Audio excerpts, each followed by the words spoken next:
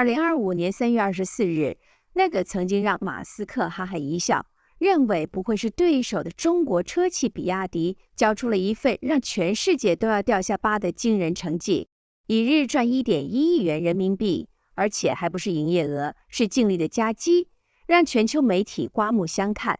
同时，比亚迪还公布2024年年度利润分配预案，将以目前总股本30.39亿股为基数，不送股票，不以公积金转增股本，要向全体股东以每10股派发现金股利39.74元，总计将大手笔派发现金红利约120.77亿元人民币。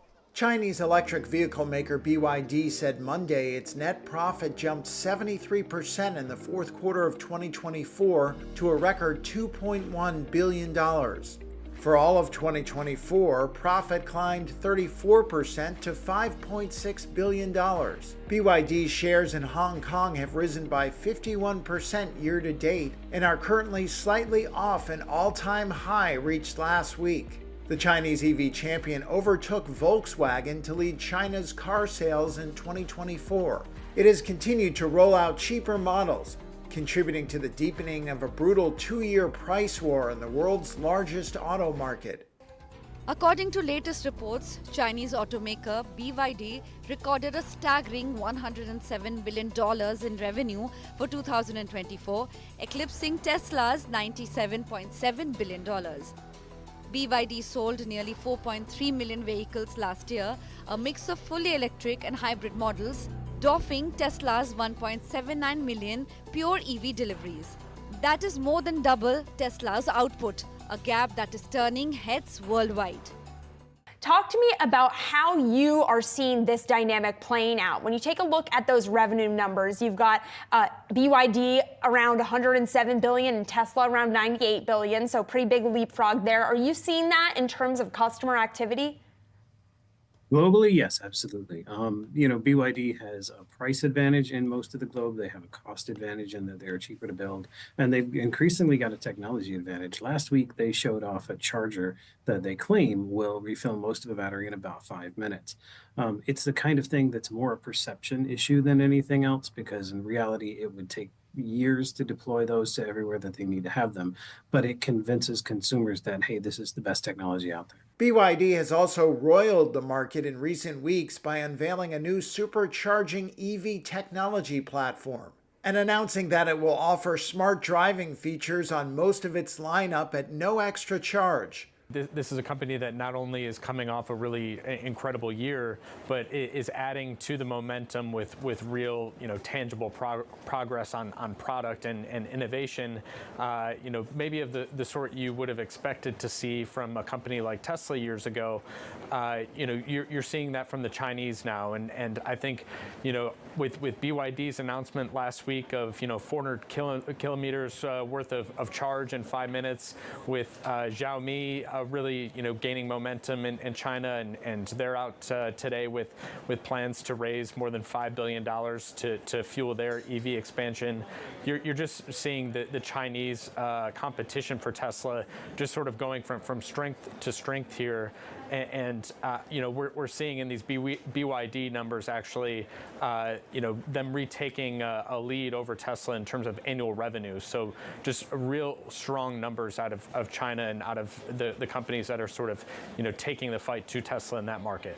2024年对电动车产业的发展来说是相对辛苦的一年，不但各国陆续出现中断对购买电动车时的支付补贴支援政策，还有面临最大市场美国的压力，电动车对买家的吸引力下降，市场前景不佳，陆续传出新创公司撤出市场消息，以及消费者心中最难扫除的一朵乌云里程焦虑，都让2024年的电动车卖得很艰辛。但是比亚迪却交出了一张让人难以置信的成绩单。比亚迪真的是2024年的电动车销售冠军吗？为什么在美国或是欧洲几乎看不到比亚迪的电动车？根据媒体报道，比亚迪最大的市场依然是在中国，但是有30%的营收是来自海外市场。摩根士丹利的分析师在2024年曾对比亚迪的主要出口国进行了统计，发现巴西是比亚迪的最大海外市场，其次是泰国和澳洲。而依据巴西汽车经销商联盟的统计数据显示，在2024年1到9月的乘用车和轻型商用车的销量数字上，比亚迪卖出 5.1299 万辆，跟2023年同期相比是增长了 8.4 倍。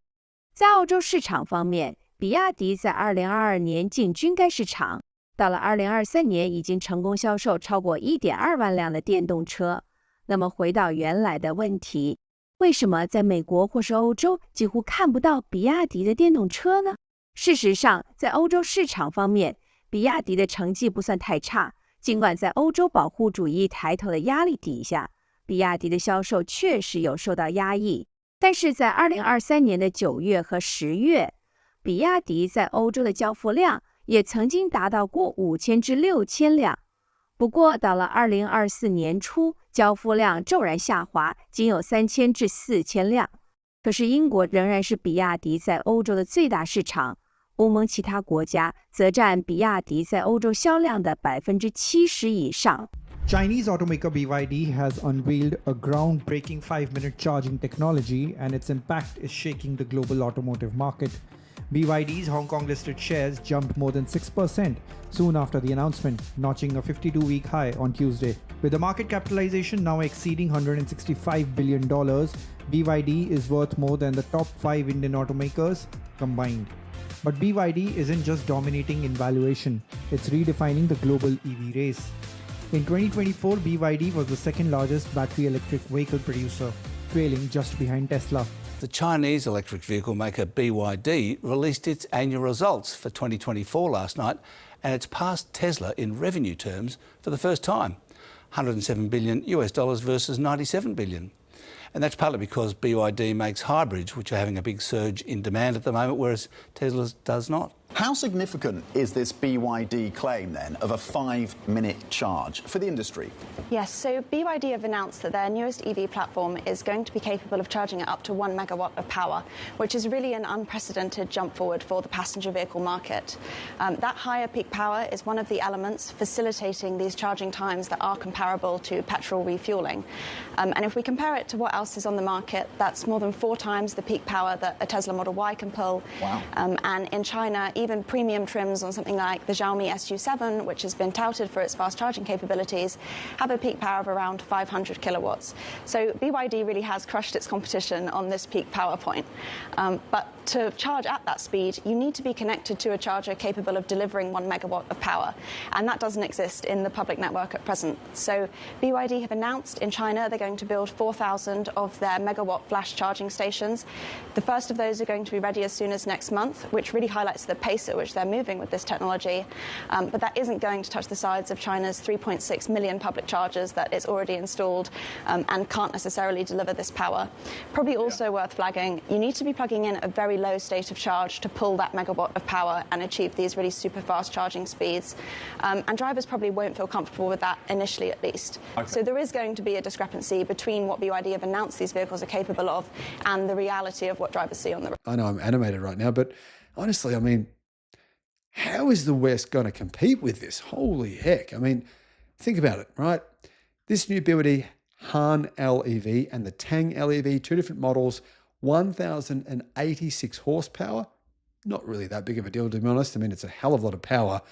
But that amount of power for $37,000 in a luxury car, in an SUV or a sedan, whichever one you want. In addition to that, they have 1,000 volt charging. So that's 10C charging. In other words, this is the equivalent to 1,000 kilowatt fast charging, right? 0 to 100 acceleration time of 2 seconds. And they use the new BYD Blade battery version 2. Guys, this is truly a new era. And now it's not just Zeekr, it's not just XPeng leading the way with their insanely fast charging, not just Geely with their new golden brick battery. BYD have well and truly joined the ultra high-tech class now, and kudos to them for it. I'm absolutely stoked to see them do this. 每一个划时代的新产品推出时，必定会遇到的问题就是不被看好。当别人不看好你的时候，如何坚持屹立不摇的一路走来，是所有新创公司都要面对的考验。当年马斯克带领的特斯拉也是如此，比亚迪只是跟随特斯拉的脚步，然后像龟兔赛跑，在某一天，他在这段赛程里冲出去了。BYD's latest breakthrough, a Super E platform technology, which it says will be capable of peak charging speeds of 1000 kilowatts. The charging system is capable of delivering 400 kilometers of range in just 5 minutes. That's double the speed of Tesla's fastest superchargers, which max out at 500 kilowatt. Two new BYD models, the Han L sedan and Tang L SUV, will be the first to feature this revolutionary 1000 kilowatt peak charging power. In comparison, refueling a petrol vehicle takes roughly the same amount of time. So how did BYD achieve this incredible breakthrough? The answer lies in its all-liquid cooled megawatt flash charging terminal system. Well, it includes a next-gen automotive silicon carbide powered chip rated up to 1500 volts, the highest in the industry. Combined with a newly developed flash charging battery that has ultra-fast neon channels, BYD has cut internal resistance by 50%, making high-speed charging safer and more efficient.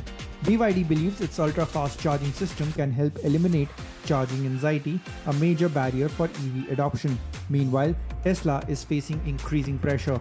With its stock down almost 44% in 2025, Elon Musk's company is struggling with declining sales, political controversies, and growing competition from affordable Chinese EVs.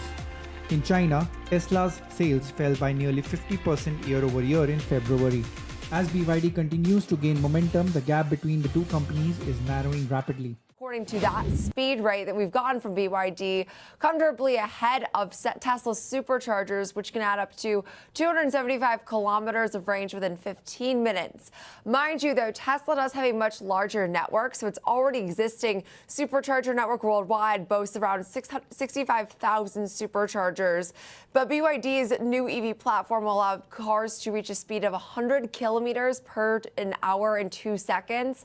They did say at this event that was at their headquarters earlier yesterday, the first models to get this ultra-fast charging will be the Han L and Tang L sport utility vehicle, starting at, and I think that this is even more of a concern if you're comparing to Tesla, but these vehicles start at roughly, $37,000 roughly when converting to US dollars. So they're also not super high end. When Tesla first unveiled their most advanced charging capabilities, it was only really for the more high end luxury vehicles. That's not exactly the market that BYD, of course, is targeting. So this is really interesting. I can't wait to see how this plays out for the bulls, the enthusiasts of Tesla, because more so and more we're hearing about some of these Chinese companies that are progressing their technology that not only are able to rival that of these U.S. automakers, but also U.S. tech companies, but they're able to do so, more efficiently and cheaper, which both of those words are fearful for the street and fearful for some of these companies like Tesla's command over the North American charging standard. What makes BYD so threatening? For one, its price. You can get a vehicle for around $11,000. BYD controls its entire supply chain from battery production to car assembly, which means lower costs and higher profit margins. Their flagship models like the Seal and the Dolphin offer Tesla-level range at a fraction of the price. And with expansion into Europe and Latin America, BYD is not just a Chinese powerhouse, it's a global one. This is my first time ever sitting in a BYD car, and it's quite nice. Everything about it just feels very premium and luxurious. I love that this entire thing is a screen. And yeah, I'm quite impressed already. Historically, there's been this idea that, made in China means low quality, but right now, this definitely doesn't feel like it's made in China. So what likely will be the competitive response from the Western battery infrastructure people? They got to up their game now, don't they? Yeah, it's just such a race. Like, you look at these EVs and you think about buying one, and there's just something new coming that's more advanced, one after the other. So like, as a consumer, maybe you don't want to buy because you think, well, I'm going to buy something and it'll be obsolete pretty quick. From the Western automakers, they're going to find it hard. You look at BYD, they've just got so many engineers. They're vertically integrated. They're doing much of this by themselves, all the way down to now buying the ships to distribute these cars they've built around the world, and getting involved in the metals and mining game and things like that. So it's hard to imagine how everybody is going to compete. Obviously, we've got tariffs in different regions to try and block the Chinese out. I did hear this. You guys might find this interesting. In Washington, D.C., before the Tesla takedown, there's going to be a dance party. Yeah, which I actually said that's kind of not a bad idea. Well, listen, no, this is something that's been circulating on social media for weeks now. It's called #Tesla Takedown. It's this not just nationwide, it's a global event where people are supposed to protest in front of Tesla dealerships. So will this be peaceful? One can only hope, but you better believe that wherever there's a Tesla dealership, that police department in that town is going to be on high alert today. 有人认为特斯拉的市场表现不佳，跟马斯克涉足太多政治事务有关。但特斯拉就像马斯克说的，并不单纯只是一家卖电动车的企业。它在电动车、新能源、储能、机器人跟航太卫星这些高科技、未来科技的布局上是有一个巨大的想法。